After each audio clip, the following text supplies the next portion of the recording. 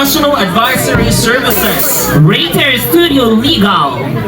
Just a quick interaction with them. Do we have anyone from Rater? Rater Studio Legal. Legal. Do we have anyone from Rater to join with us? And in case that you guys, I know I was researching for this one. They are actually can help a lot of or have been helping a lot of Filipinos all over Spain to process their arraigo and their upcoming amnesty, the amnesty law. They'll be the ones to, they can definitely help any Filipino. So why don't we invite them over here, please? Oh, that's just a quick chit chat. We can interview in Spanish or English. Hola. Hola, mi nombre es Bok. Tengo 45. Anyway, just a quick. Okay. Anyway, guys, thank you so much for supporting us over here. Couple of things. What are the services you guys offer from Rater? En español está bien. En español. Yes. Hola. Perdón, tengo un poco de vergüenza, entonces...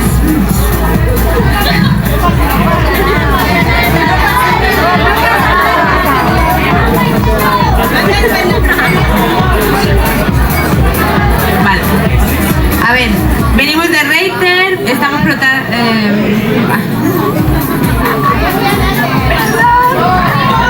Sí, estoy bien. A ver, somos Rater, somos el despacho de abogados, estamos promocionando el evento y tenemos todos los servicios que podéis ver. Tenemos extranjería, penal, familia, despidos. Sí. Cualquier necesidad que tengáis, podéis llamarnos, contactar con nosotros sin ninguna... Sí, problema sin financiero. ningún compromiso. Problema financiero no se puede, ¿no? No, sin ningún problema. Para prestar o... Ok. No tenéis ningún problema, podéis contactar con nosotros sin ningún compromiso. Perfecto. Pero, ¿cuál es la como mínimo precio con una cerveza? Por ejemplo, arraigo. Arraigo, eso depende. Pero ¿cuál es Nos ajustamos a cualquier presupuesto, nos ajustamos a los presupuestos. Pero, for example, amnesty. Sa ating mga kababayan, bale, tatagalugin ko na lang yung Yes. mga sinabi Okay. niya, bale. So, kami, sila, mga abogado, Joe, bilang kolaborada nila as advisor. So, i-introduce ko sa inyo ang Rater Abogados Despacho sa office.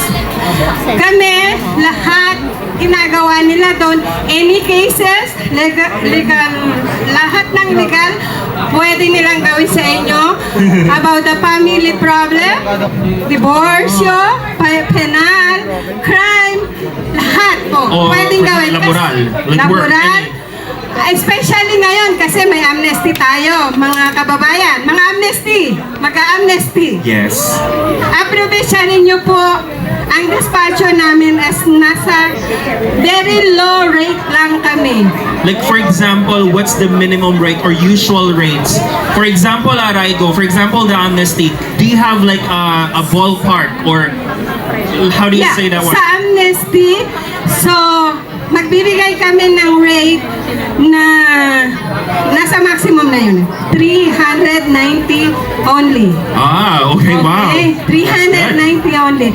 But just to provide documents na mga kailangan natin, bale? Pero the 390 is really depende, no? Depende del caso. Oo. No? Yeah. But yung amnesty, ipapalinuwanan ko sa inyo, ang amnesty, kung bago ang 31, naka-enter kayo dito, and then naka-empadron kayo, may 100% possibility na ma-regular kayo dito. Perfect. Thank you so much. Thank you. Yes. But anyway, thank you so much. Yes. Just, nandiyan naman yung number namin.